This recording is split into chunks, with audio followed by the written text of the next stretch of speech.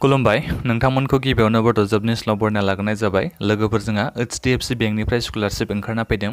जुदि नोंथांमोननि फरायनाया मेट्रिक पास जानो हाबायबा एबा दायो माने नोंथांमोना हायार सेकेन्डारिखौ फरायगासिनो दंबाबो एप्लाइ खालामनो हागोन आरो जायफोर बिथांमोना माने हायार सेकेन्डारिखौ पास जानानै आन्डार ग्रेजुएटआव फरायगासिनो दङ जेरै BA BSc BCom बेफोरबायदि फरायगासिनो दंबाबो नोंथांमोना एप्लाइ खालामनो हागोन आरो जायफोर बिथांमोना ग्रेजुएट पास जानाय बिथांमोनाबो बे HDFC बेंकनिफ्राय फैनाय स्कलारशिपखौ एप्लाइ खालामनो हागोन लोगोफोर दा बे भिडिअखौ बिनिखायनो बानायनाय जादों जाहाथे नोंथांमोना बे HDFC बेंकनि स्कलारशिपनि बागै जाहाथे मोजाङै बयबो डिटेल्सै मिथिनो हायो बिनि थाखाय आं बे भिडिअखौ बानायदों जाहाथे नोंथांमोना भिडिअखौ नायनानै मोजाङै स्टेप बाय स्टेप नायनानै एप्लाइ अनलाइनखौ खालामनो हायो आरो बेजों लोगोसे नोंथांमोना मा मा डकुमेन्ट्स नांगोन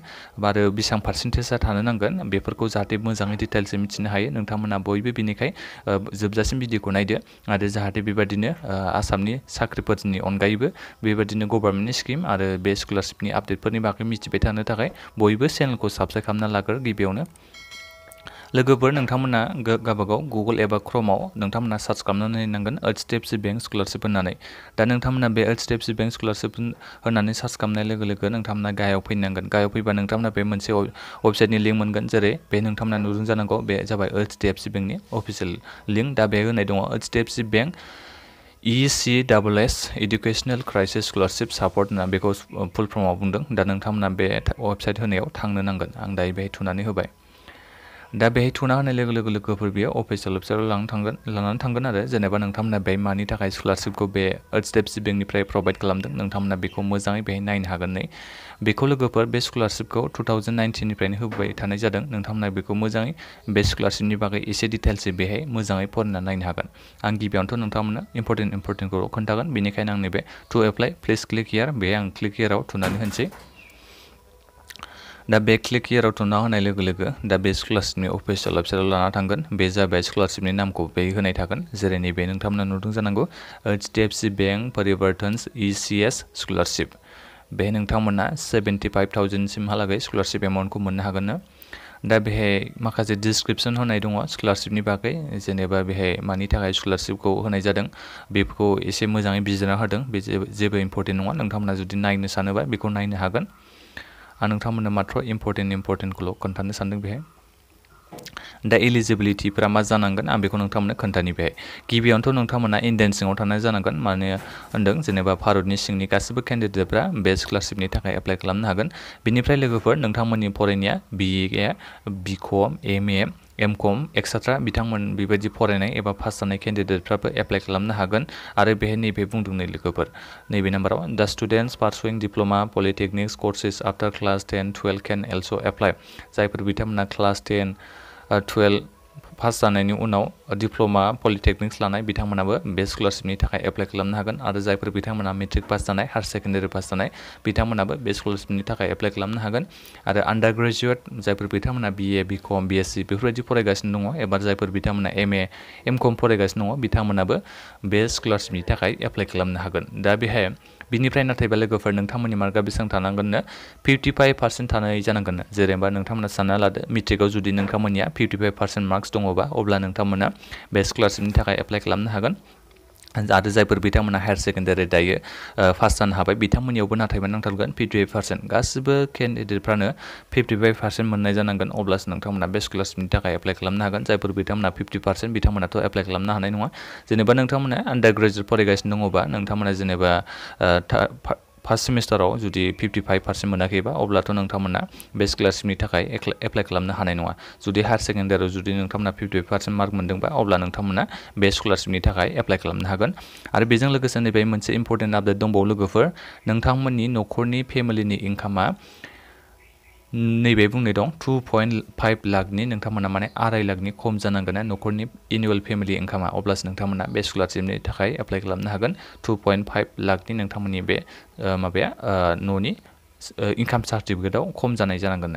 बिनिफ्राय नोंथांमोना स्कलारशिप एमाउन्टखौ 45,000 सिम मोनहैगोन बेहाय ओरै जासिन आरो स्कलारशिप एमाउन्ट मोनहैनाया नोंनि पार्सेन्टेजखौ नायगोन आरो बिनिफ्राय न'खरनि फेमिलिनि इनकामखौ नायसिगोन बिनिफ्राय जुदि नोंथाङा बे स्कलारशिपनि थाखाय एलिजिबोलबा अब्ला बिथांमोना बे जायखिजाया 45,000 सिम सोगोन आरो बेसेबां सोनाय जायो 35,000 या 20,000 बेसेबां सोयो गावसोरसो दंसै आरो जायखिजाया नोंथांमोना गावबागाव एलिजिबिलिटिनि सायाव मोनगोन 45,000 सिम फैसाखौ बे जाबाय जोंहा स्कलारशिप एमाउन्टआ दा बेहाय दङ जोंहा मा डकुमेन्ट्स नांगोन एप्लाइ अनलाइन खालामनाय समाव बेखौ बे होनाय दङ गिबियावनोथ' नोंथांनि पासपोर्ट साइज फट'ग्राफ बे होनो नांगोन आरो बेजों लोगोसे नोंथांमोना नैबे नायनो हागोन जायफोर बिथांमोना लास्ट इयार मार्कशिट जेरै 2019-20 बा नोंथांमोना बिदिबो एप्लाइ खालामनो हागोन आरो जाय डु टाइप मार्कशिट जुदि मार्कशिट गैयाबाथ' नोंथांमोना एप्लाइ खालामनो हानाय नङा आरो जायफोर बिथांमोना जेनेबा मार्कशिटखौ दायो मोनथ'वाखै अब्ला नोंथांमोना थांखांनाय एग्जामनि मार्कशिटखौ होबाबो एप्लाइ खालामनो हागोन होनना बे बुंदों नोंथांमोना बे नायनो हागोन 2018-19 सिजननि केन्डिडेटफ्राबो बे स्कलारशिपनि थाखाय एप्लाइ खालामनो हागोन सानना नायदो अब्ला 2018-19 सिजनबा नोंथांमोना जुदि 2019आवबो माने मेट्रिकखौ पास जानो हादोंबा अब्ला बिथांमोनाबो एप्लाइ खालामनो हागोन हायार सेकेन्डारि पास जानाय बिथांमोना जायफोर बिथांमोना माने 2019आव हायार सेकेन्डारिखौ पास जानो हानाय बिथांमोनाबो बे स्कलारशिपनि थाखाय एप्लाइ खालामनो हागोन नोंथांमोना जाहाथे बे सिजनखौ मोजाङै गावबागाव सार्टिफिकेटआव नायो नोंथांमोना बेसेबां सिजनाव मेट्रिक हायार सेकेन्डारि एबा ग्रेजुवेसनखौ पास जानाय नोंथांमोना बेखौ मोजाङै नायो बयबो बिनिफ्राय जोंहा आइडेन्टिटि प्रुफ मा आइडेन्टिटि प्रुफ होनांगोन नोंथांमोना आइडेन्टिटि प्रुफ हिसाबै आधार कार्ड नङाबा भटार आइडि कार्ड नङाबा ड्राइभिं लाइसेन्स जायखिजाया बे मोनथाम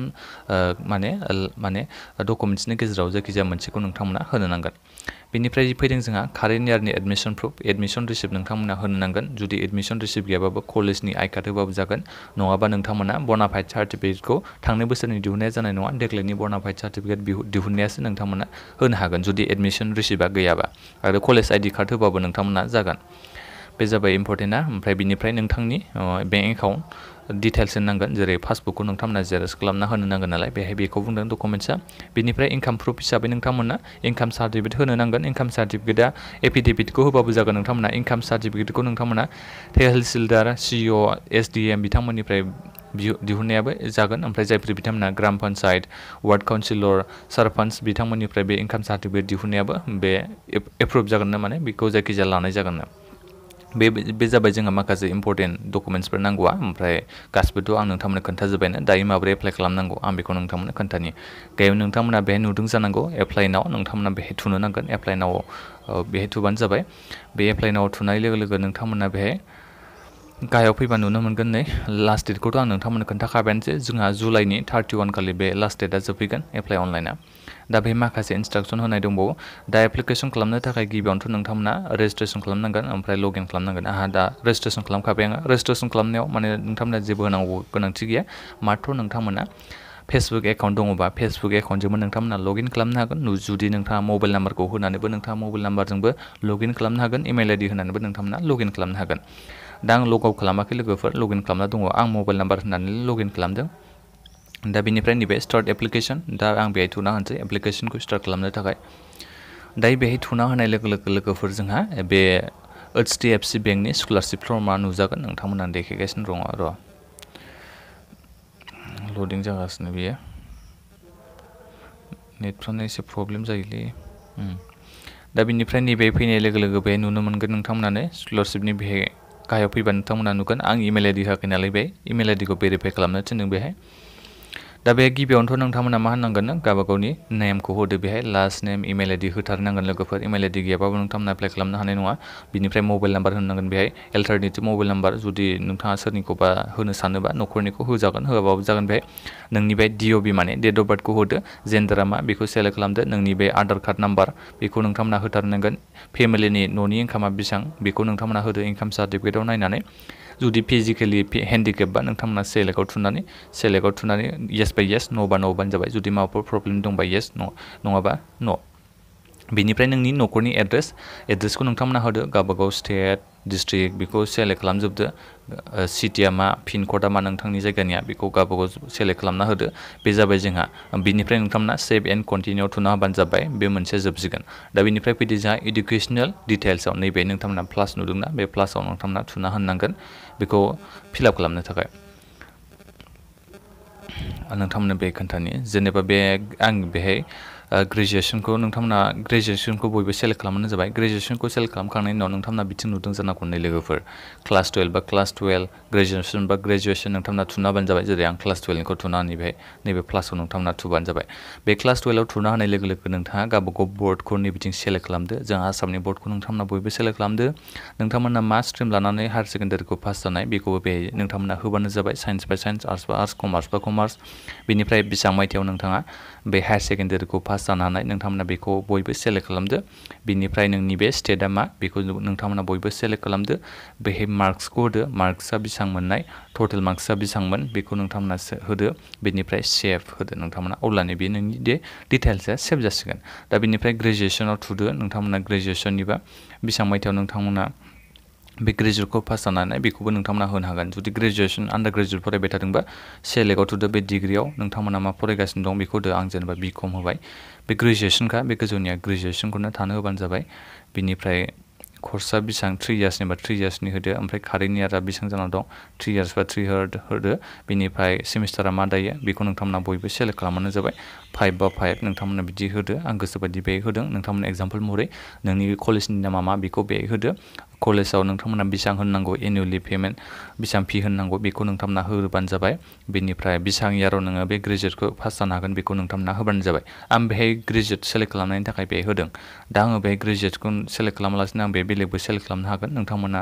बेखौ आं लिंकखौ होना होगोन जायफोर बिथांमोना मेट्रिक पास जानाय बिथांमोननि लिंकखौबो आङो भिडिअनि डिसक्रिपसनाव होनानै दोनदों बे एक्जेक्टलिनो आं दायो बेहाय मोनसेल' फर्मनिखौ सेलेक्ट खालामना होदों नालाय हायार सेकेन्डारिनिखौ बा दायो डिग्रि फरायबाय थानाय बिथांमोननिखौ आं दायो खोन्थाना होदों नोंथांमोना जेबो सिन्था खालामनाङा जायफोर बिथांमोना मेट्रिक पास जानानै दङ नोंथांमोननि लोगोफोर आङो बे माने मेट्रिक पास जानो हानाय बिथांमोननि थाखाय आं लिंकखौ आलादा होना दोनखादों नोंथांमोना बे लिंकआव थांनानै बयबो एप्लाइ खालामहैबानो जाबाय प्रसेसआ सेम टु सेम एखेयानो दा बेहाय बे ग्रेजुवेसन फैदों नालाय नोंथांमोना बे हायार सेकेन्डारिनिया फैगोन लोगोफोर जायफोर बिथांमोना मेट्रिक पास जानाय बिथांमोननिया